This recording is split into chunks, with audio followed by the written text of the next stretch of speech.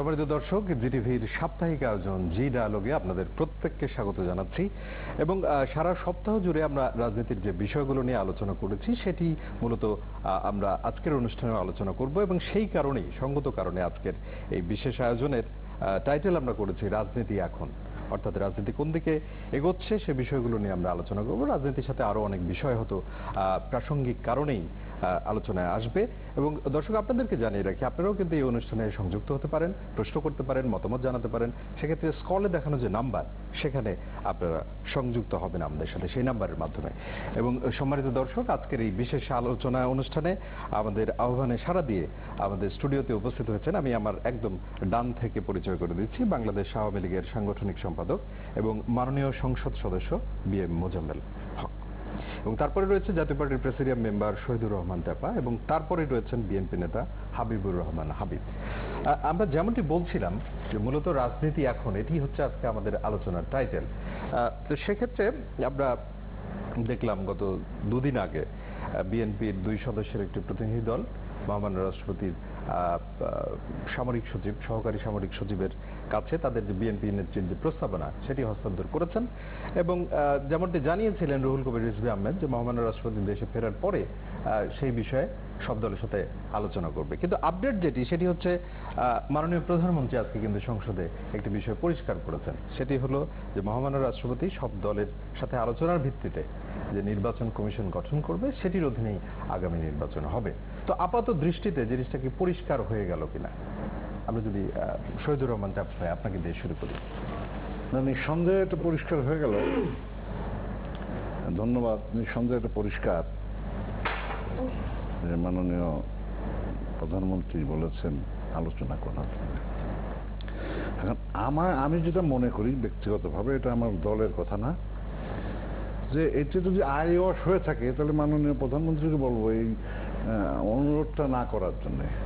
কারণ অতীতে যেগুলি দেখেছি, মানে মহামান্য রাষ্ট্রপতি ডাকে, চা নাস্তা আছে, খাওয়াটা ফল ফুল খাইলে কেউ কোনো কথাবার্তা নাই। এখন আমার যেটা বক্তব্য, প্রত্যেকটা নিবন্ধিত দলকে যদি ডাকে তাদের সুস্পষ্ট বক্তব্য এবং সুস্পষ্ট যাদের নাম দিবে, সুস্পষ্ট নাম লিখিত আকারে দেবে। এখন দেখা গেল যে ওই একটা প্রবাদ বাক্য আছে, যেমন ধরেন জমির আল মাপতেছে, হ্যাঁ, এখন আল সোজা মাপবে না বিয়ে করবে, তো ওই যে দুই পক্ষ বলতেছে আমি আলটা মাপতে পারি, মাপবো যদি নাকি আলটা আমার মতন হয়। জি জি। তো এখন যে কাজটা আমরা অতীতে দেখেছি, বর্তমান দেখতে চাই না এ কারণে, কারণ স্বাধীনতার পরে আজ পর্যন্ত একটা নির্বাচন মধ্যে ভালো হয়েছে, আর পর্যন্ত সব নির্বাচন কমিশন ভালো হয় না। আর বর্তমান নির্বাচন কমিশনের তো বোনলেস, আমি অনেকবার বলেছি, বোনলেস নির্বাচন কমিশনার। এখন বিএনপি যাচ্ছে তাদের লোকজনের কথা বলবে, আমরা যদি জাতীয় পার্টির লোকজন বলি তাহলে আমরা নির্দিষ্ট যারা ভালো লোক, দেশের জন্য ভালো, সৎ, নিষ্ঠাবান, কারোর মাথা নত করবো না ধমকিতে, আমরা চেষ্টা করবো সেই দেওয়ার জন্য। এবং এইটা যদি সমস্ত দলের সমন্বয় করা হয়, সমন্বয় করে যদি নির্বাচন গঠন করা হয়, তাহলে নিঃসন্দেহে এটা একটা ভালো উদ্যোগ। আপনি এটিকে সাধুবাদ জানাচ্ছেন এই প্রস্তাব? হ্যাঁ, প্রস্তাবকে সাধুবাদ জানাচ্ছি, যদি প্রস্তাব নাকি ওই ঘরের মধ্যে না থেকে, মানে আমি যা করব সেটা আমার মনে মনে আছে, আই ওয়াশ করার জন্য যদি হয়ে থাকে তাহলে এটাকে আমি ধিক্কার। জি জি জি। আমরা হাবিব ভাইয়ের কাছে যেতে চাই। আপনাকে ধন্যবাদ। আপনার কাছ থেকে বেশ কিছু ইনফরমেশন হয়তো আমরা পাবো আপনার মাধ্যমে। যারা অনুষ্ঠান দেখছেন তাদেরকে স্বাগতম। না, যে কথাটা আজকে বেশ কিছুদিন, বিশেষ করে 18 তারিখে সাবেক প্রধানমন্ত্রী দেশনেত্রী বেগম খালেদা জিয়া একটা প্রস্তাবনা দিয়েছিলেন। উনি তো প্রস্তাবনা দিয়েছিলেন নির্বাচন কমিশন গঠন করার জন্য সার্চ কমিটির কারা থাকবে সেটা, সেই সার্চ কমিটির মাধ্যমে আলাপ আলোচনার মাধ্যমে নির্বাচন কমিশন গঠন হবে। তা আমরা একটা জিনিস খুব বিশ্বাসের দেখলাম যে আমরা ওখান থেকে বের হতেই আলতাফ হোসেন চৌধুরী সাবেক স্বরাষ্ট্রমন্ত্রী সে আমাকে বললো চলো একটা বাসায় যাই। তো গাড়িতে উঠতে আমাকে বলছে, হাবিব আমরা তো হোটেল থেকে বের হতেই পারলাম না, আওয়ামী লীগ তাদের প্রতিক্রিয়া দিয়ে দিল, যেটা অন্তঃশ্বাস শূন্য একটা ইতি। আগে গিয়ে রেডি করে গেছিল নাকি তোমরা, যেমন ছাত্র রাজনীতি বাজেট ঘোষণা হওয়ার সঙ্গে সঙ্গে এই বাদের মানি নেওয়া কি আছে না আছে ভালো করে না বুঝে এই অবস্থা। তো যাই হোক, এটা আমরা স্বাভাবিকভাবেই একটা প্রস্তাবনা দেওয়ার পর একজন সাবেক প্রধানমন্ত্রী তার সাথে কিছু লোকজনরা আসে, তারা তো দেশ পরিচালনা করেন নাই, হঠাৎ করে আওয়ামী লীগের সাধারণ সম্পাদক বলে বসলেন। কিন্তু এক ভালো দিকটা হলো কি, সাথে সাথে অনেকেই আবার এটাকে সাধুবাদও জানিয়েছিল, সাধুবাদ জানানোর ব্যাপার। এখন বেগম খালেদা তো বলেন নাই ওই দিন যে আমি যে লোকগুলির নাম দেবো ওই লোকগুলিকে দিয়ে স্বাস্থ্য কমিটি গঠন করতে হবে, কিন্তু বলেন নাই, এটা প্রস্তাবনা দিয়েছিলেন।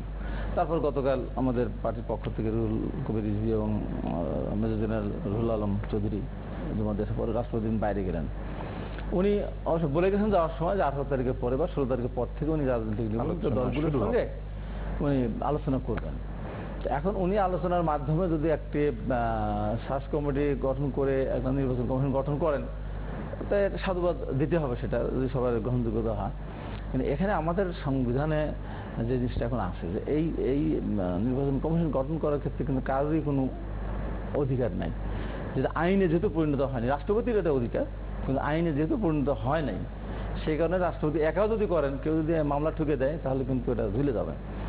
এই জন্য সবাই মিলে যদি একটা নির্বাচন কমিশন গঠন করা যায়, ওই জায়গাটায় আমি একটু আসলে পরিষ্কার হতে চাই, মানে সংবিধানে কোন জিনিসটা নেই?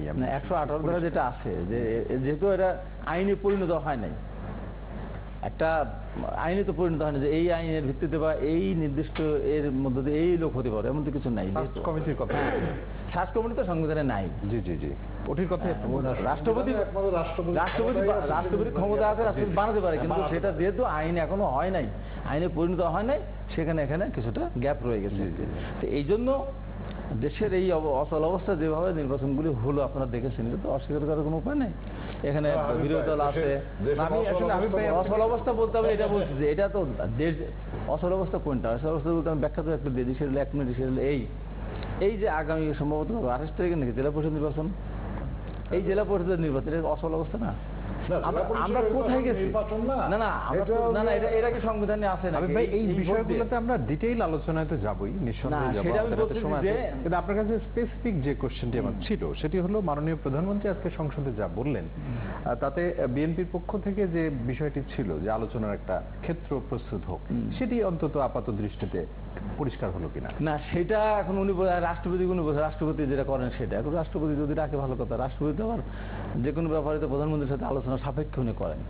এখন সেখানে যদি রাষ্ট্রপতি সেখানে যদি উনি যেটা বলেছেন নিবন্ধিত দলের সঙ্গে আলোচনা করবে তাহলে ভালো, যদি না করে নিজের মতো নিজে করে, ওনার উপর তো প্রধানমন্ত্রী বলেছেন যে উনি যেভাবে করবেন। ভাই ধন্যবাদ জানিয়ে আমি বাংলাদেশ আওয়ামী লীগের সাংগঠনিক সম্পাদক বি.এম. মোজাম্মেল এমপি, আপনি আজকে মাননীয় প্রধানমন্ত্রী ছিলেন। আপনাকে ধন্যবাদ। আপনার মাধ্যমে জিটিভির দর্শক শ্রোতাদের আমার শুভেচ্ছা। আলোচনার বিষয়বস্তু রাজনীতি। এখন সেই রাজনীতির উপরে জাতীয় পার্টির প্রেসিডেন্ট আমার সদস্য জনাব শহীদুর রহমান টেপা এবং বিএনপির নেতা জনাব হাবিবুর রহমান হাবিব কথা বলেছেন। কথা প্রসঙ্গে হাবিবুর রহমান হাবিব প্রথমে একটি কথা বলেছেন যে ওনারা গত 18 তারিখে বিএনপির চেয়ারপারসন বেগম খালেদা জিয়া এক সাংবাদিক সম্মেলনে 13 দফা দাবিনামা উপস্থাপন করেছেন এবং উনি বললেন যে ওনাদের সাবেক স্বরাষ্ট্রমন্ত্রী গাড়িতে উঠতে উঠতে বললেন যে আওয়ামী লীগ তো প্রতিক্রিয়া দিয়ে দিয়েছে। আপনি নিশ্চয়ই অবগত আছেন যে বেগম খালেদা জিয়া বিএনপির চেয়ারপারসন হিসেবে একটি গুরুত্বপূর্ণ ব্যক্তি, আর স্বাভাবিক কারণে বাংলাদেশ আওয়ামী লীগের পক্ষ থেকে আমরা আমাদের পার্টির নবনির্বাচিত জেনারেল সেক্রেটারি জনাব ওবায়দুল কাদের সহ আমরা পার্টি অফিসে বসে ওনার প্রথম থেকে শেষ পর্যন্ত টোটাল বক্তৃতাটা আমরা শুনেছি। সাথে সাথে আমরা নোট নিয়েছি এবং তার 1 ঘন্টা পরে জনাব ওবায়দুল কাদের প্রতিক্রিয়া ব্যক্ত করেছেন। এই প্রতিক্রিয়া ব্যক্ত করেছেন সে বিষয়ে কিন্তু উনি কিছু বলেননি। ওবায়দুল কাদের স্পষ্টত বলেছেন এটি একটি অন্তঃশাসন বক্তব্য। এ কারণে বলেছেন, আপনি দেখেন উনি ওনার প্রস্তাবনায় আমি 2-1টি বলি আর কি, বলেছেন যে স্বাধীনতা 72 সাল থেকে যে সমস্ত রাজনৈতিক দলগুলো নির্বাচনে অংশগ্রহণ করেছে এবং যাদের প্রতিনিধি জাতীয় সংসদে ছিল তারাই আলোচনায় অংশগ্রহণ করতে পারবে। এখন প্রশ্ন হলো যে স্বাধীনতার পরে আপনি নিশ্চয় মনে আছে 1986 সালের নির্বাচনে আমাদের দেশের সবচেয়ে ঘৃণিত একটি রাজনৈতিক দল, যারা 1971 সালে মরণপণ মুক্তিযুদ্ধের সময় আমাদের মুক্তিযুদ্ধের বিরোধিতা করেছে, মানবতার বিরুদ্ধে অপরাধ করেছে, যুদ্ধ অপরাধী, তারাও কিন্তু সেদিন প্রতিনিধি নির্বাচিত হয়েছিল। 91 সালের নির্বাচন হয়েছে এবং 96 সালের মধ্য ফেব্রুয়ারিতে বেগম খালেদা জিয়া একতরফা একটি নির্বাচন করেছিলেন। সেই নির্বাচনে সমস্ত রাজনৈতিক দল বয়কট করেছিল। সেখানে বঙ্গবন্ধুর হত্যাকারী খুনি আব্দুর রশিদকে তারা সেই প্রকাশ থেকে নির্বাচন করে তাকে সংসদে পার্লামেন্টের বিরোধী দলের নেতায় পরিণত করেছিল। এখন প্রশ্ন হলো যে আমাদের কথা কিন্তু অত্যন্ত পরিষ্কার যে যারা বাংলাদেশের অস্তিত্বে বিশ্বাস করে না, বাংলাদেশের স্বাধীনতা বিশ্বাস করে না, যারা যুদ্ধ অপরাধী, মানবতার বিরুদ্ধে যারা অপরাধ করেছে, যারা বঙ্গবন্ধু হত্যাকাণ্ডের সাথে জড়িত, তাদের নিয়ে যদি আলোচনা হয় সেই আলোচনায় তো আমরা বসতে পারি না। যুদ্ধ অপরাধীদের সাথে এবং বঙ্গবন্ধু হত্যাকারীদের সাথে তো আলোচনা হতে পারে না। সুতরাং এই কারণে বলা হয়েছে একটা অন্তঃসারশূন্য বক্তব্য। কথা অত্যন্ত পরিষ্কার, বিএনপি যদি রাজনৈতিক দল হিসাবে এখানে মুক্তিযুদ্ধ আছে, বিএনপিতেও অনেক মুক্তিযোদ্ধা আছেন, জামাতকে ছেড়ে দিয়ে ওই যুদ্ধ অপরাধীদের, মানবতার বিরুদ্ধে যারা অপরাধ করেছে তাদেরকে বাদ দিয়ে বিএনপি রাজনৈতিক দল হিসেবে যদি আলোচনায় আসে, সেখানে তো আলোচনার দরজা খোলা। আপনি আজকে মহামান্য রাষ্ট্রপতিকে ওনারা 2 দিন আগে ওনাদের 13 দফা দাবিনামা পৌঁছে দিয়েছেন এবং মহামান্য রাষ্ট্রপতির পক্ষ থেকে বলেছেন 16ই ডিসেম্বর বিজয় দিবসের পর থেকে উনি রাজনৈতিক দলগুলোর সাথে আলোচনা করবেন এবং প্রথম জাতীয়তাবাদী দল বিএনপির সাথে আলোচনা করবেন। সেখানে আজকে মাননীয় প্রধানমন্ত্রী, গণপ্রজাতন্ত্রী বাংলাদেশ সরকারের মাননীয় প্রধানমন্ত্রী বঙ্গবন্ধু কন্যা সংসদে দাঁড়িয়ে আজকে সমাপনী বক্তব্যে একবারে স্পষ্ট করে বলেছেন, সুস্পষ্টভাবে বলেছেন যে রাষ্ট্রপতি রাজনৈতিক দলগুলোর সাথে আলোচনা করে যে নির্বাচন কমিশন গঠন করবে, আমরা সেই নির্বাচন কমিশনের আন্ডারে নির্বাচনে অংশগ্রহণ করব। সেই ক্ষেত্রে এখানে পিছনের দিক টেনে নিয়ে বা কথা বলে যেখানে পরিষ্কার জায়গাটাকে বরং আরো আলোচনার প্রতিবন্ধকতার জায়গা আছে কিনা আমি মনে করি। মোজাম্মেল ভাই, আপনাকে ধন্যবাদ। আমি যদি হাবিব ভাইয়ের কাছে আবারও যাই এই প্রসঙ্গেই আর কি, মাননীয় প্রধানমন্ত্রী সহ আরেকটি কথা, জনাব হাবিবুর রহমান হাবিব আরেকটি কথা বলেছেন যে রাষ্ট্রপতি সংবিধানের সপ্তম ভাগের 118 নম্বর অনুচ্ছেদে স্পষ্ট সংবিধানে উল্লেখ আছে যে রাষ্ট্রপতি নির্বাচন কমিশন গঠন করবেন, একজন প্রধান নির্বাচন কমিশনার এবং অনধিক 4 জন নির্বাচন কমিশনার গঠন করবেন। এখানে কিন্তু আইনের প্রয়োজন আছে এইটা গঠন করতে নতুন করে। এটা কিন্তু যদি ওনারা ফিল করেন, ওনারা তো দাবি করেন 3বার ক্ষমতায় ছিলেন, ওনারা আইনটি করেননি কেন? আর এখানে তো আবার বললেন অধিকার নাই, সংবিধান যেখানে অধিকার দিয়েছে অধিকার নাই, মামলা করবেন, তাহলে তো ওনারা মনে হয় যে ওনাদের মনটা এখনো পরিষ্কার হয়নি। আমাদের একটা দর্শক আছে, আমরা দর্শকের কাছে একটু যেতে চাই। সম্মানিত দর্শক, আপনার নাম বলে প্রাসঙ্গিক প্রশ্নটি করুন। আমি আসসালামু আলাইকুম, আমি জাহিদ বলছিলাম। জি জাহিদ ভাই, প্রশ্নটা হচ্ছে যে উনি যে আমেরিকা যে বক্তা ভদ্রলোক উনি বললেন, আমার ওনার কাছে প্রশ্ন হলো যে উনি একটা কথা বলছিলেন যে যেদিকে নিবন্ধিত দল তাদেরকে নিয়ে আলোচনার বিষয় সম্ভবত, এই আমার প্রশ্ন আর কিছু। এটা কি নিবন্ধিত নাকি না নিবন্ধিত ছাড়া? জি জি জি, আমরা হাবিব ভাইকে প্রশ্নের সাথে সংযুক্ত করে আরেকটি জিনিস যেটি জানতে চাই সেটি হলো যে মাননীয় প্রধানমন্ত্রী সহ আওয়ামী লীগের সিনিয়র যারা লিডার রয়েছেন তারা কিন্তু প্রত্যেকেই একটি কথায় আছেন, সেটি হলো যে জামায়াতকে বাদ দিয়ে আলোচনার জায়গাটি। তো ইদানিংকালে আমরা যেটা দেখছি যে বিএনপির যে সমস্ত নীতি নির্ধারণী বৈঠক হচ্ছে সেখানে জামাতের অনুপস্থিতি আমরা লক্ষ্য করছি। তো হাবিব ভাই, আপনি এইটিকে সঙ্গে নিয়ে এটা আমি বলি, আপনাকে ধন্যবাদ আর বিএম মুজাম্মেলকেও ধন্যবাদ ওই প্রসঙ্গটা নিয়ে আসার কারণে। যেটা বলেছেন যে বেগম খালেদা জিয়া 1973 সালের প্রথম সংসদ থেকে যারা ছিল অথবা অথবার একটা জায়গা। নিবন্ধিত দল, তো অথবা আমরা তো পরীক্ষা দিয়ে আসছি ক্লাস 2-3 প্রশ্নে বা 5-এর দিকে গিয়ে দেখা যায় জ্যামিতি বা এমনি প্রশ্নের অর থাকে, কিন্তু অর যখন থাকে তখন দুইটা তো লেখেন না, এটা অথবা ওইটা। তো উনি তো খুবই স্পষ্ট করে এটা বুঝতে অসুবিধা হলো কেন ওনাদের বুঝলাম না। এখন যদি উনি যেটা বলেছেন কথার ভিত্তি হলো এই, আপনি একটা ধরতে পারেন যে বাংলাদেশের প্রথম সংসদ থেকে শুরু করে এ পর্যন্ত যত সংসদ হয়েছে তাদের যাদের সদস্য ছিল তাদেরকে নিয়ে আলোচনা করতে পারেন, জি। অথবা বা দুটা বর্তমানে যারা নিবন্ধিত দল, তো বর্তমান নিবন্ধিত দলের ভিতরে ফ্রিডম পার্টিও নাই, আমি প্রথমটাই বলেছি, ফ্রিডম পার্টিও নাই, এটা। বর্তমান নিবন্ধিত দলের জামাতও নাই।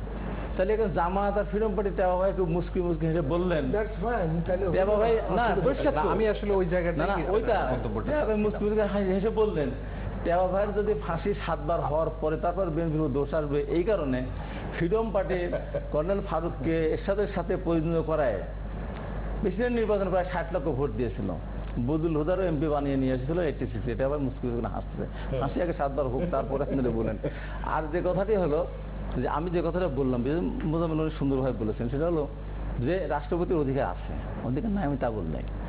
আমি বলছি যে দু একজন বলেছে যে কোর্টে যেমন স্বাধীন মালিক বলেছে যে আলোচনা না করে, যেহেতু সংবিধানটা আইনে পরিণত হয় নাই, রাষ্ট্রপতি পারেন বাট আইনে যেহেতু পরিণত হয় নাই সেই কারণে আমি মামলা করবো, উনি নিজে বলেছেন, আমি আমার কথা বলি নাই, আমাদের মহাপরিষদের কথা নেই। আরেকটি কথা আমি বলছি, সেটি হলো যে সেটা হলো কি কথাটা যেন বলতে গিয়ে উনি আরেকটা কথা বলেছেন যে আমরা বিএনপি আমরা যে প্রস্তাবনাটা দিয়েছি এটা দিয়ে এখন ডায়ালগটা তো ওপেন হয়েছে। আজকে আপনি বাংলাদেশে খোঁজেন, আপনার ম্যাক্সিমাম লোকে কিন্তু বলবো যে হ্যাঁ আলোচনা করে সমস্যাটা কি, একটা প্রস্তাবনাটা রেখেছে, এখন ডায়ালগটা এসেছে। এবং আজকে প্রধানমন্ত্রী অন্তঃসার শূন্য বললেন পার্টির সাধারণ সম্পাদক, আজকে প্রাইম মিনিস্টার কি বললেন, প্রাইম মিনিস্টার বললেন যে রাজনৈতিক দলগুলির সঙ্গে আলোচনা করে রাষ্ট্রপতি যেটা সিদ্ধান্ত সেটা, তার মানে বেগম খালেদা জিয়া যে প্রস্তাবনাটা দিয়েছিলেন সেটা সঠিক যথার্থ, অন্তঃসার শূন্য না। প্রস্তাবনা সঠিক ছিল। এখন আচ্ছা সজীব ভাই, আমি আলোচনার কথা যেটু বলেছেন, না না মোজাম্মেল ভাই শোনেন, ব্যাপার হয়েছে আপনারা এমপি হয়েছেন, আমি তো এমপি হইনি, সংসদেও যাই না, আইন কানুন ওইটা একটু কম বুঝি, কিন্তু একেবারে যে বুঝি না তা না, কিছু কিছু তো পড়ালেখা করতেই হয়, যেহেতু রাজনীতির মাঠে আসি। তো এখন আজকে মাননীয় প্রধানমন্ত্রী, সংসদ নেত্রী, বঙ্গবন্ধুর কন্যা এবং আওয়ামী লীগের মতন একটা বিশাল দলের সভানেত্রী, তিনি প্রধানমন্ত্রী, 3 বার প্রধানমন্ত্রী। কারণ সংবিধান কি এখন লঙ্ঘন হয় না? সংবিধানে যদি থাকে যে মাননীয় মহামান্য রাষ্ট্রপতির এখতিয়ার ক্ষমতা, আপনারা কিছু হইলেই বলেন যে সংবিধানের নির্বাচন হবে, অমুক হবে, সংবিধানের মধ্যে হচ্ছে। তো এখন যদি ভোটের এই সমস্ত নিবন্ধিত দলকে যদি আপনি ডাকেন, তাহলে এটা কি সংবিধান লঙ্ঘন হচ্ছে না? তাহলে কেন এটা রাষ্ট্রপতি না রাষ্ট্রপতি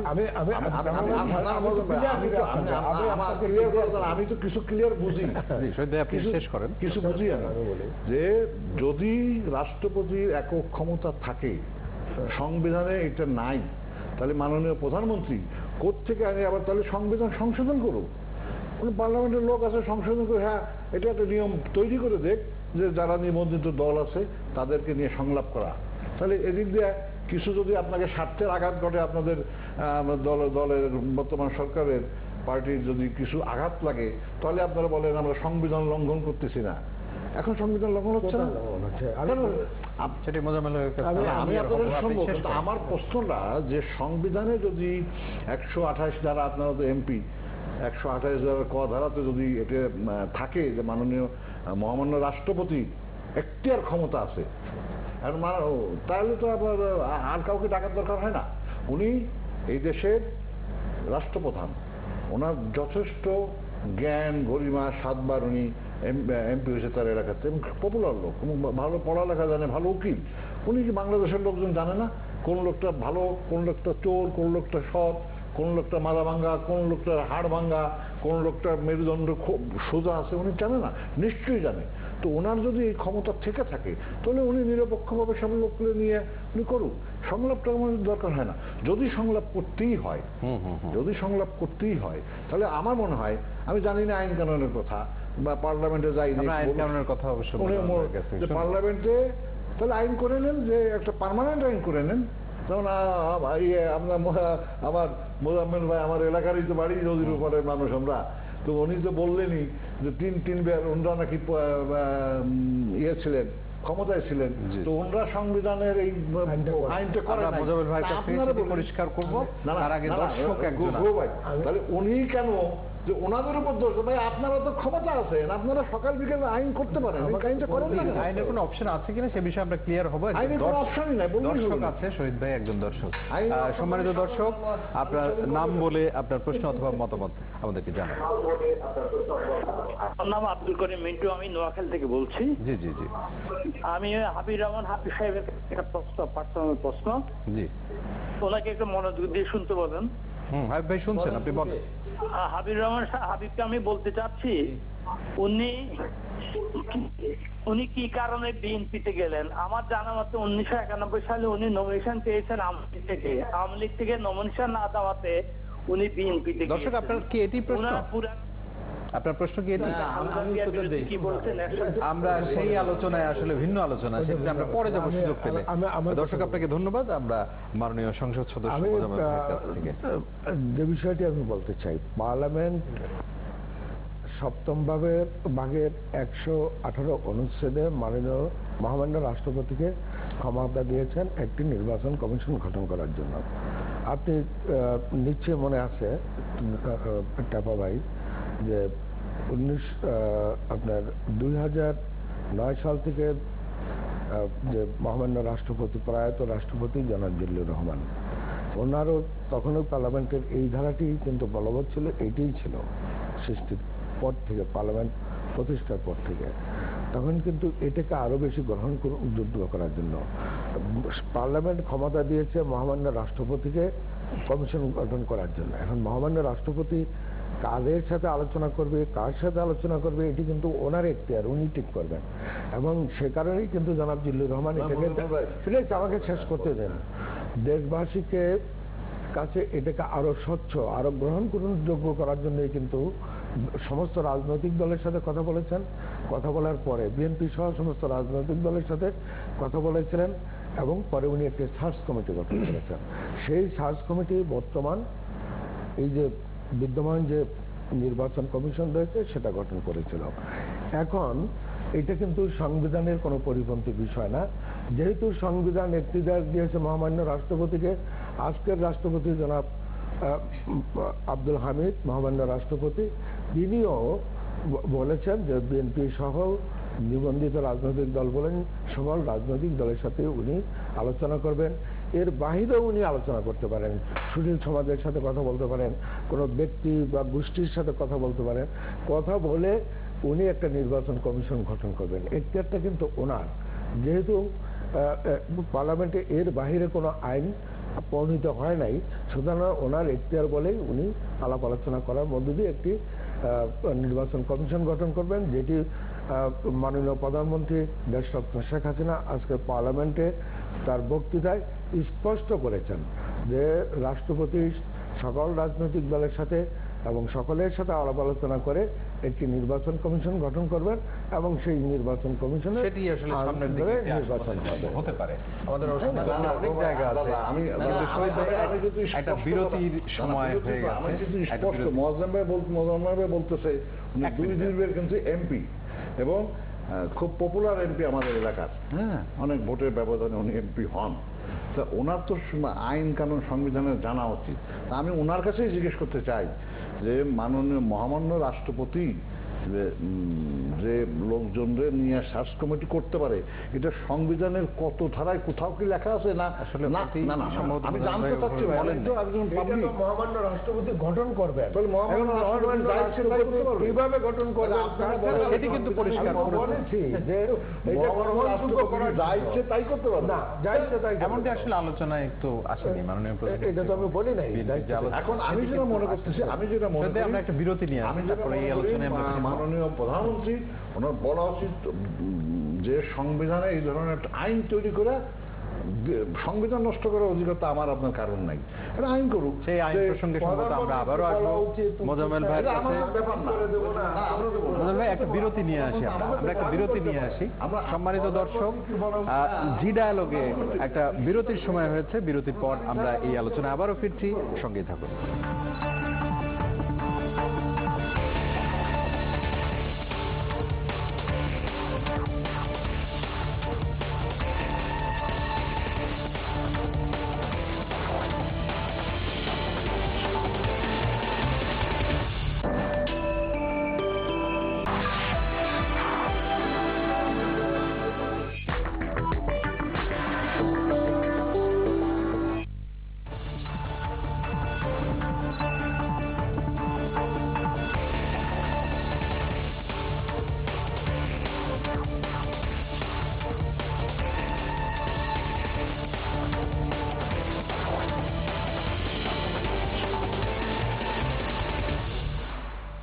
সম্মানিত দর্শক, বিরতির পর আরো একবার স্বাগত জানাচ্ছি জিটিভির সাপ্তাহিক আয়োজন পূর্বাচল লিজেন্ড টাউন জি ডায়ালগে। আমরা যে আলোচনায় ছিলাম সেটিতে আসলে খুব বেশি থাকার আর সুযোগ নেই, সেই আলোচনার জন্য একটা আলাদা অনুষ্ঠান আসলে দরকার। সুতরাং 1 মিনিট করে আমি হাবিব ভাইয়ের কাছ থেকে একটু শুনতে চাই। না, ওনারা যে দুই আলোচনা একই অঞ্চলের লোক হয়ে দুজনে মনে আমাদের সাথে ওরা দুজনে কামড়াকামড়ি করে ওরা দেখবে, এটা তো হতে পারে না। তাহলে আপনি একটু আমি বলতে চাচ্ছি যে আমার ভাই যে আমাকে প্রশ্ন করেছেন সেই ভাইকে আমি ধন্যবাদ, কিন্তু ভাইজান পরীক্ষা চলতেছে বাংলা, আপনি ইংরেজি যদি নিয়ে আসেন প্রশ্নের উত্তর তো হবে না। সেটি আসলে আমরা আলোচনা করতেছি, একটা নিয়ে গেলেন আপনি কোথায়, তারপরে আপনার প্রশ্নটা ভুল, আপনি যেভাবে আমাকে কথা বলেন আপনার প্রশ্নটা ভুল, ভুল প্রশ্নের উত্তর দিতে হয় না, 0 পাওয়া যায়। আর বিএম মোজাম্মেল ভাই যে কথাটি বলেছেন যে এই যে রাষ্ট্রপতি যে ব্যাপারটা, এটা ভাই স্বৈরাচারের পেতাত্তা কথা বলতেছে, মনে কিছু করেন না না না, আমরা স্বৈরাচার, আপনাদের সাথে স্বৈরাচার কম, আর আমরা স্বৈরাচারের 1 নম্বর। আপনি শেষ করতে স্বৈরাচারের আচরণ এইটা। যাই হোক, সেটা হলো যে যেহেতু উনি বলেছেন যে আপনারা 3 বার ছিলেন, আসলে সত্য কথা বলতে গিয়ে যে স্বাধীনতার পর থেকে আসলে যেভাবে হয়ে আসে দলীয় সরকারদের নির্বাচন হয়েছে, সবটাই নির্বাচন তারাই দিচ্ছে।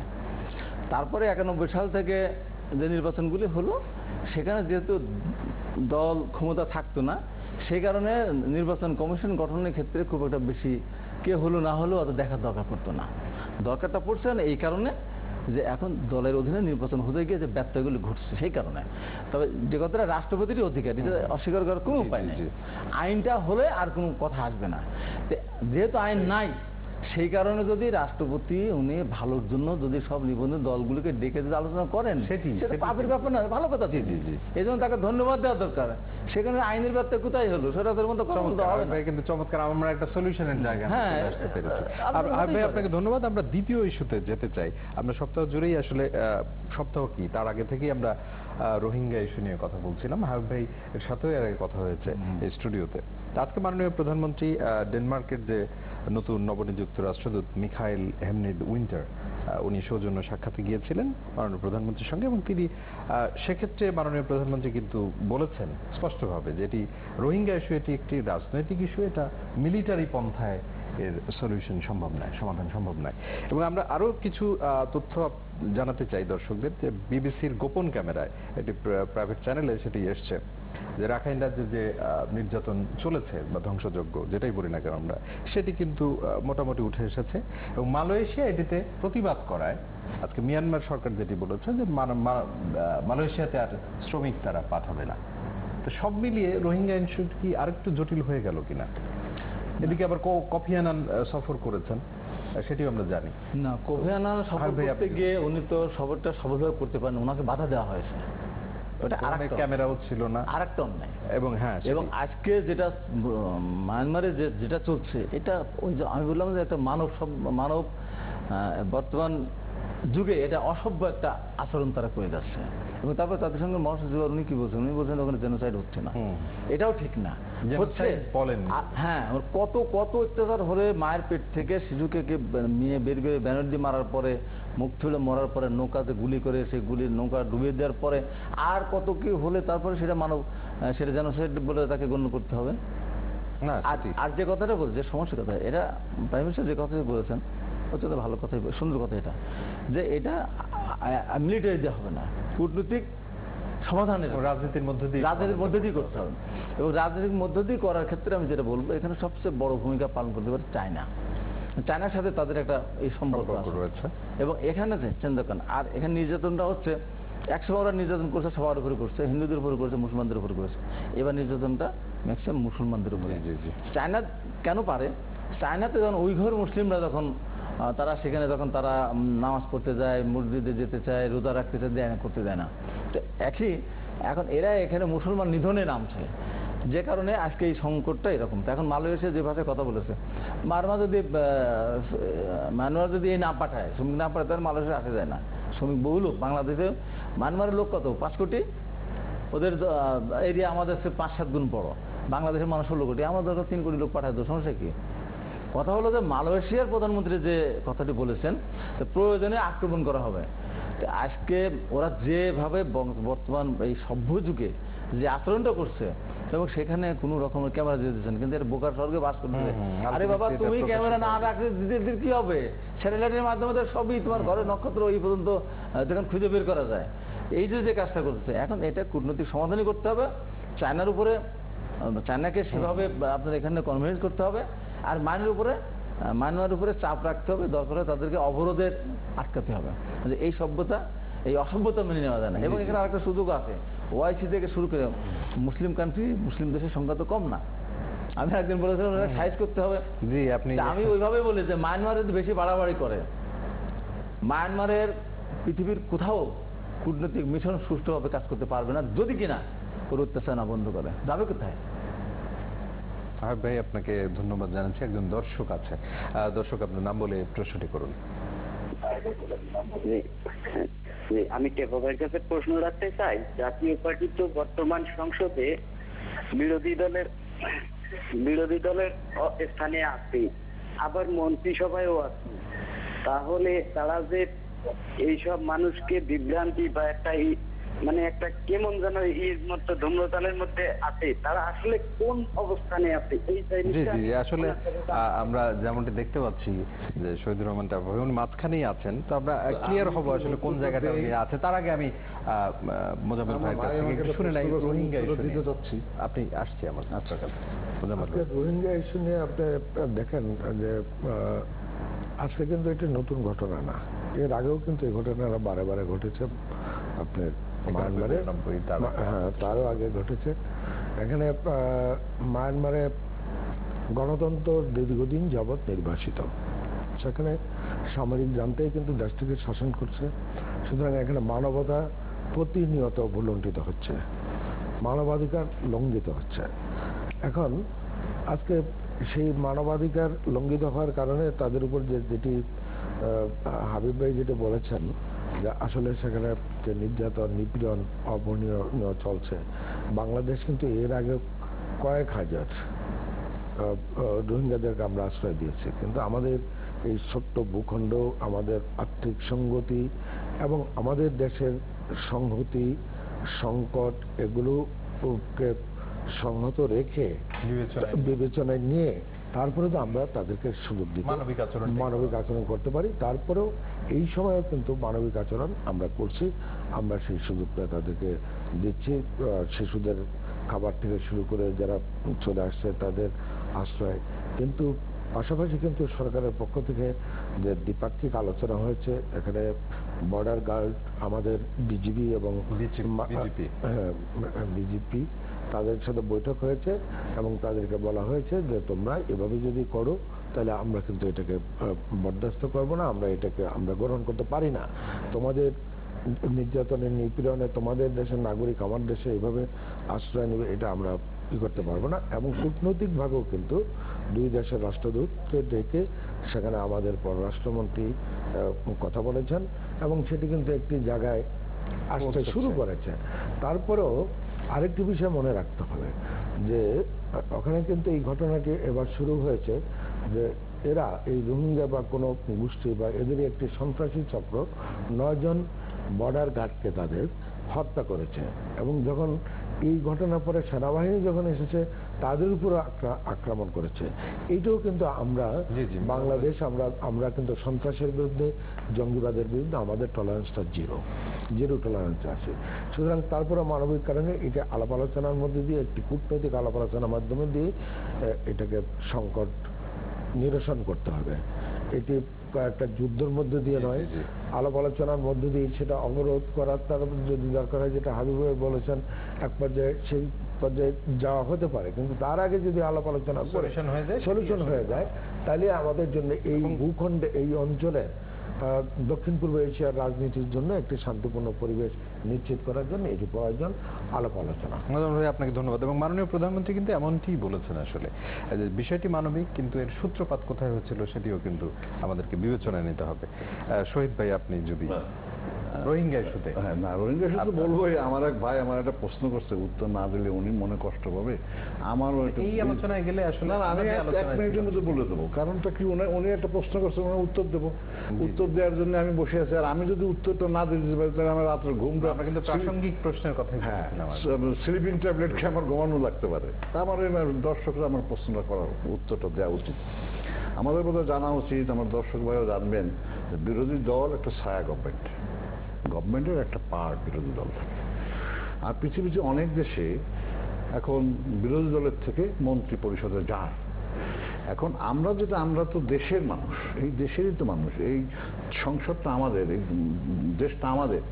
আমরা যদি মন্ত্রী পরিষদের থেকে দেশের কাজ করি, আমরা তো সরকারি দালালি করতেছি না, আমরা প্রোটেস্ট করতেছি, আমরা দেশের উন্নয়নের জন্য করতেছি।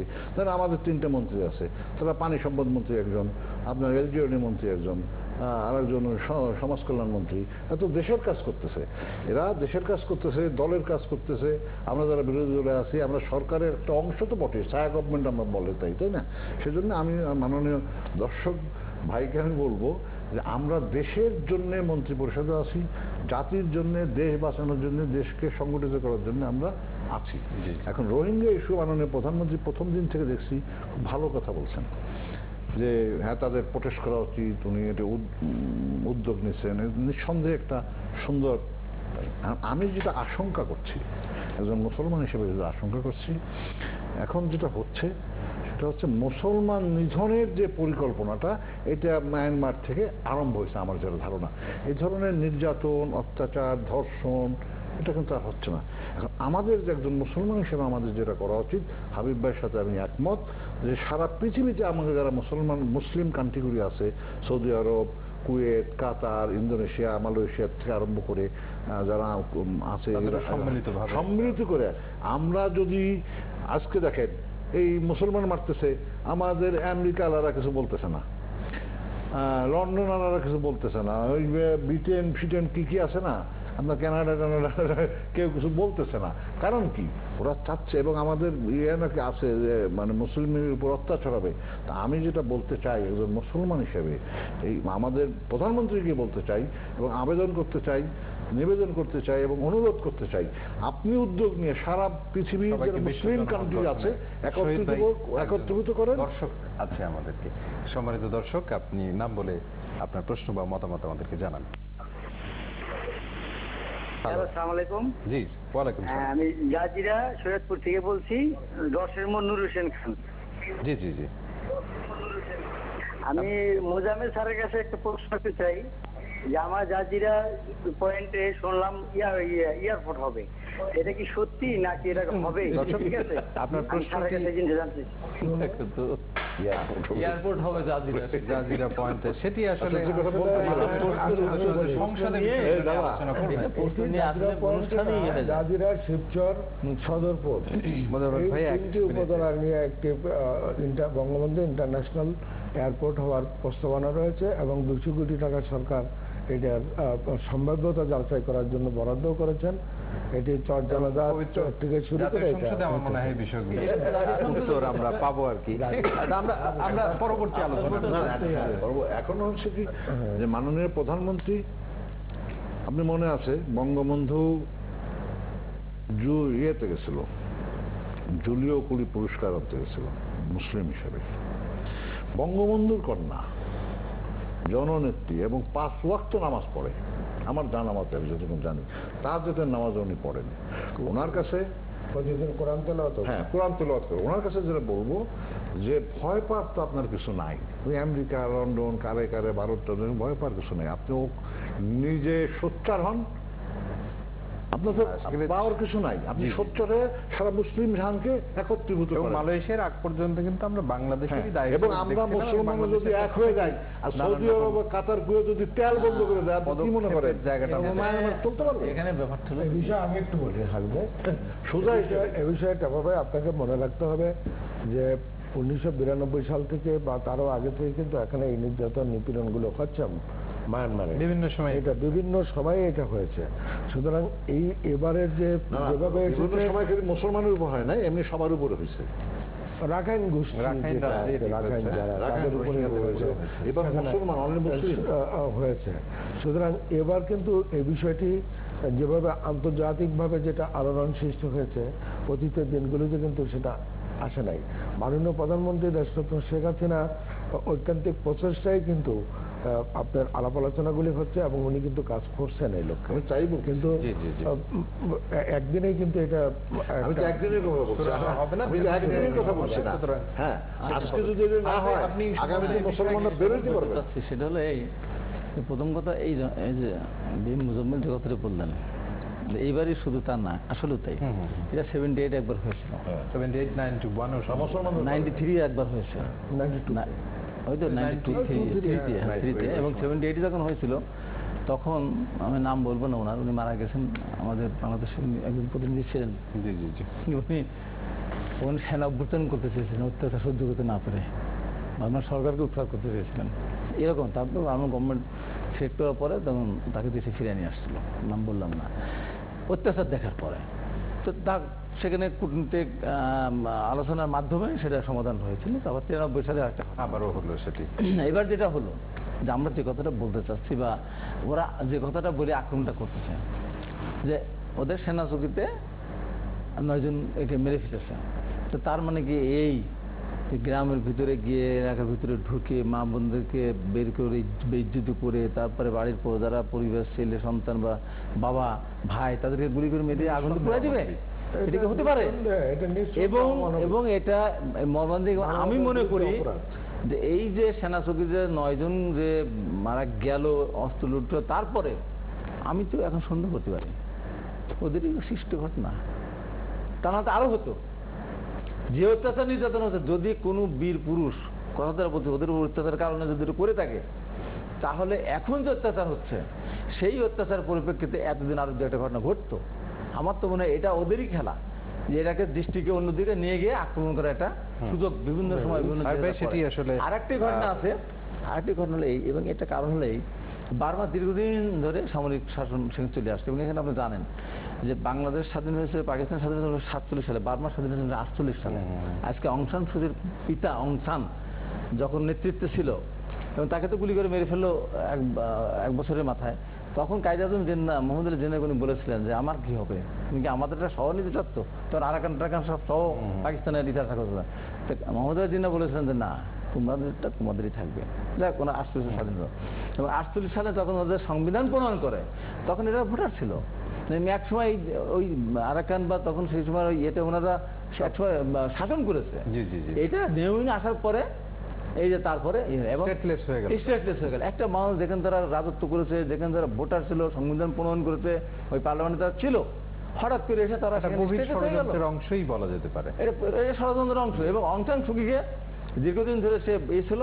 এখন তো বার্মার তো সিস্টেম তো জানেনি, 25% এমনি আর 75% ভোট হয় ইহা। এবার এখানে অং সান সু চিকে বিতর্কিত করার জন্য এবং উনিও ভয় পাচ্ছে, এখন যদি রোহিঙ্গাদের পক্ষ নেয় তাহলে কিছুই না, যে কারণে তারে আরো বিতর্কিত করার জন্য আমরা স্বৈরাচার ছিলাম, সামরিক স্বৈরাচার টেবারের মতো, যে ভালো ছিলাম, অং সান সু চি আসার পরে দেশের ভিতরে অশান্তির সৃষ্টি হয়েছে। এটাও তো হতে পারে। ভাই আপনাকে ধন্যবাদ। একজন দর্শক আছে, আপনার নাম বলে প্রশ্নটি করুন। আমার নাম বিশ্বজিৎ। বিশ্বজিৎ বলুন। ঢাকা থেকে।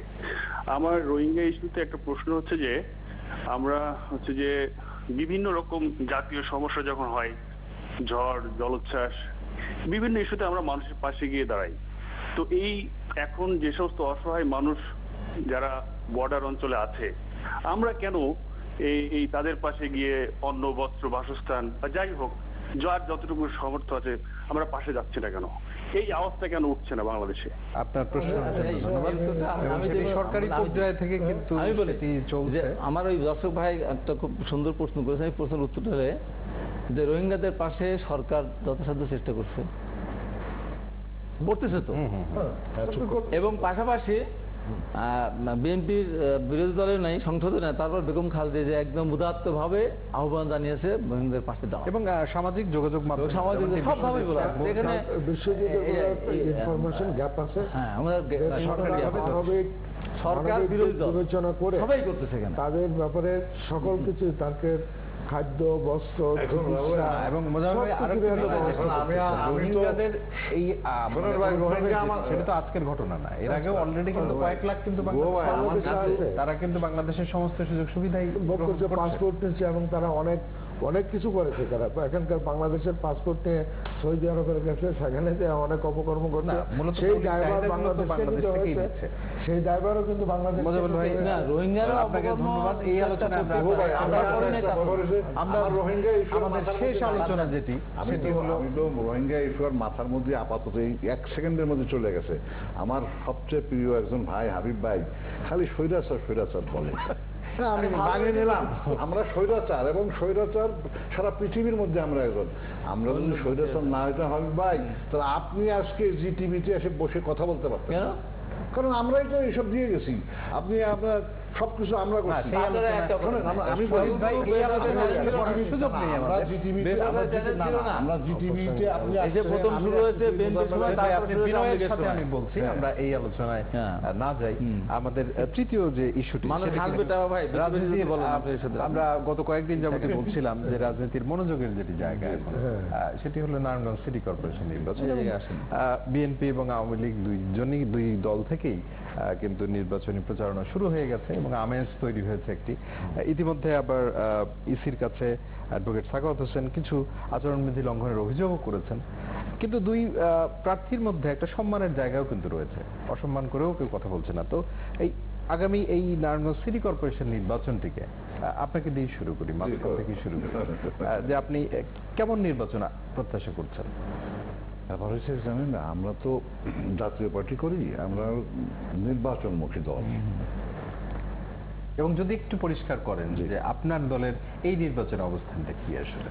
আমার দলের এই নির্বাচনে আমরা ক্যান্ডিডেট দেই নেই, আমরা কোনো ভালো ক্যান্ডিডেট, আমরা আমাদের আগের যে এমপি ছিল নাসিম ওসমান সাহেবের, ওনার ওয়াইফকে দিতে চেয়েছিলাম।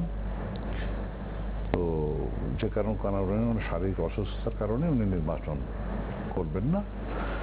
আমরা এই নির্বাচনটা দেখতে চাচ্ছি আসলে এই এরপরে যে আরেকটা নির্বাচন আমাদের এই সরকার করতেছেন, এটা তো নির্বাচন না, এই যে জেলা পরিষদ নির্বাচন, এটা কি বলে ওই কি যেন পাকিস্তান আমলে ছিল আইয়ুব খানের নির্বাচন ছিল, ওই নির্বাচন করতেছে। এখন আবার পাকিস্তানের আইন কানুনের মতন আগে যেমন এই যে মেম্বার দিয়ে চেয়ারম্যান হইতে পারছে, সেটি পরের নির্বাচন। এখন সিটি কর্পোরেশনের নির্বাচন আমি যেটা মনে করি যে এই নির্বাচন কমিশনকে তো আমাদের ব্যক্তিগতভাবে আমাদের দলের এবং আমাদের দলের চেয়ারম্যান আমাদের কারোরই এর উপরে কোনো বিশ্বাস একেবারে মানে শস্য পরিমাণও নাই, মানে এই নির্বাচনের ক্ষেত্রে সব নির্বাচনের ক্ষেত্রে। আমরা এই নির্বাচন নিয়ে যদি একটু এই নির্বাচন আসলে নির্বাচন কমিশনার তো না, আমি যেটা বলবো যে মাননীয় প্রধানমন্ত্রী একেবারে সুদক্ষ দৃষ্টি এই নির্বাচনের উপর রাখা উচিত। জি জি জি। এবং এই মানে নির্বাচনে যদি কোনো রকম, দেখুন 21-22টে আছে এদের কেন্দ্র, 22টে ম্যাজিস্ট্রেট দিচ্ছে, তার মানে কি এত ঝুঁকিপূর্ণ, মানে এত ম্যাজিস্ট্রেট নজরদারিও আছে সেই রকম। হ্যাঁ, তো এখন আমি যেটা বলবো নির্বাচন কমিশনারকে একেবারে মাননীয় প্রধানমন্ত্রী ওনাকে অনুরোধ করব যে একেবারে সূক্ষ্মভাবে এই নির্বাচনটা করুক, দেশে আবার গণতান্ত্রিক পদ্ধতি, নির্বাচন পদ্ধতি ফিরে আসুক। তা না হইলে আমাদের এই আমার ভাই আওয়ামী লীগের ওনরা যদি কাটিয়ে কুটিয়ে নিয়ে যায় অতীতে তাহলে ওই আলোচনা আমরা না দিয়ে আপনি আশাবাদ ব্যক্ত করছেন, আমাদের 2 মিনিট সময় আছে। হ্যাঁ, আমার প্রশ্ন হলো যদি সঠিক নির্বাচন আমরা আশা করবো সঠিক নির্বাচন আশা করি বেশি আপনি বলেন না, বেশি বলে আমার হাসবে। আমরা 48 ঘন্টা টেলিফোন বন্ধ রেখে আওয়ামী লীগের ভোট নিজেরা নিয়ে আওয়ামী লীগকে ভাই, বিরোধী। আপনি এক আমি বলি, মিনিটে 1 মিনিটে বলি, আমরা তো কাটবই। নারায়ণগঞ্জ নির্বাচনের ব্যাপারে আমার যে আমি আজকে গিয়েছিলাম এবং আপনাদেরকে বলতে চাই যে আমি নারায়ণগঞ্জে যেটা সিদ্ধিরগঞ্জ বড় থানা, যেটা 10টা ওয়ার্ড, সেই ওয়ার্ডে আমি আবুল খোরান ভূঁইয়া আমরা সমন্বয়ের দায়িত্ব পালন করছি। আমি আজকে সেখানে গিয়েছি, বাবু গাছাই গিয়েছেন, আমাদের নজরুল ভাই গিয়েছেন স্থায়ী কমিটির, আব্দুল আল মিন্টু গিয়েছিলেন, নাজির আলম, ফজলক মিলন, আমি, শেমা ওয়াইদ, অনেক আমরা গিয়েছিলাম এবং আমরা একটা মিছিলও করে এসেছি, মানে যেটা নির্বাচনের এটাই আর কি। আমার বক্তব্য হলো যে নারায়ণগঞ্জের এই নির্বাচন সুষ্ঠু মতো হওয়ার মধ্য দিয়ে সিইসি একটা লাস্ট যাওয়ার সময় যে সব ফেল করছি, আমাদের লাস্টে ভাইবাটা পাস করে যাই। জি জি জি, চমৎকার। লেখা পরীক্ষা সবই ফেল, ভাই চমৎকার ভাইবা দিয়ে যদি পাস করে যায়, এটা আমরা আশা করি। ভাইকে দিয়ে সরকারকেও বলতে চাই নির্বাচনটা সুষ্ঠু করুন, হাবিব ভাইয়ের কথা প্রসঙ্গ করে নির্বাচনটা আমি সুষ্ঠু বলি, করুন। হাবিব ভাই ওখানে নির্বাচনে মিনিটে শেষ আজকে করলে গিয়েছেন আমরা খুশি হই। এবং এর আগেও ওনাদের দলের অনেক নেতারা যাচ্ছেন, কিন্তু নির্বাচনী আচরণ বিধির কারণে এবার আমার পক্ষে সম্ভব হয় না নারায়ণগঞ্জের নির্বাচনে সরাসরি ভাবে অংশগ্রহণ করার। তবে আমি যতটুকু খোঁজখবর রাখি, নারায়ণগঞ্জে অতীতে যেমনিভাবে একটা অবাধ সুষ্ঠু নিরপেক্ষ নির্বাচন অনুষ্ঠিত হয়েছিল, আগামী 22শে ডিসেম্বরে অনুষ্ঠিতব্য নারায়ণগঞ্জ সিটি কর্পোরেশন নির্বাচনটি অবাধ সুষ্ঠু নিরপেক্ষভাবে অনুষ্ঠিত হবে। এবং এই যে আমার ভাই টেপা ভাই বারে বারে বলেন এই নির্বাচন কমিশন, আমার ভাই হাবিব ভাই বলেন নির্বাচন কমিশন, আমরা কিন্তু সাদেক আলী মার্কার নির্বাচন কমিশন দেখেছি, আমলে আজিজ মার্কার নির্বাচন কমিশনও দেখেছি। আজিজ মার্কার নির্বাচন আমরা কি লন্ডন হয়নি, 30 লক্ষ ভুয়া ভোটার হয়েছে। এখন ওর ভোটার ভোট ইলেকশন হয়নি, নির্বাচন অবাধ সুষ্ঠু নিরপেক্ষ হবে। হয় নাই এবং আমরা তো চাই, আমরা কি চাই? আমাকে বলতে আপনি কিন্তু হ্যাঁ, বুঝলেন ভাই, আপনি 30 আরে এটা ডিস্টার্ব করবে করেছেন না। আমি বলি আমি তো না, আমরা সত্যি কথা বললে তো আমাদের সময় নেই, আমরা বিগত সিটি কর্পোরেশন নির্বাচনটি অবাধ সুষ্ঠু হয়েছিল এবং আমাদের তখন যে অবাধ হয়েছিল তখন আওয়ামী লীগের দুইটা পয়েন্ট এসেছিল, সেলিনা হায়াত আইভি পপুলার ভোটে বিপুল ভোটের ব্যবধানে এবারও উনি হয়তো দলীয় সেন্টিমেন্ট, আমাদের যে উন্নয়ন, আমরা দেশকে যেভাবে এগিয়ে নিয়ে গেছি, শেখ হাসিনার নেতৃত্বে উন্নয়নের রোল মডেল। মাননীয় সংসদ সদস্য বি.এম. মোজাম্মেল হক, আপনাকে ধন্যবাদ। জাতীয় পার্টির প্রেসিডিয়াম ম্যাডাম আর আমাদের হাতে সময় নেই, শহীদুর রহমান চাপা আপনাকে ধন্যবাদ, এবং বিএনপি নেতা হাবিবুর রহমান হাবিব আপনাদেরকে ধন্যবাদ, এবং সম্মানিত দর্শক আপনাদেরকে ধন্যবাদ, কারণ আপনারা রাত জেগে অনুষ্ঠানটি দেখেছেন এবং আপনাদের মতামত আমাদেরকে শেয়ার করেছেন। আপনাদের সবাইকে ধন্যবাদ জানিয়ে শুভরাত্রি।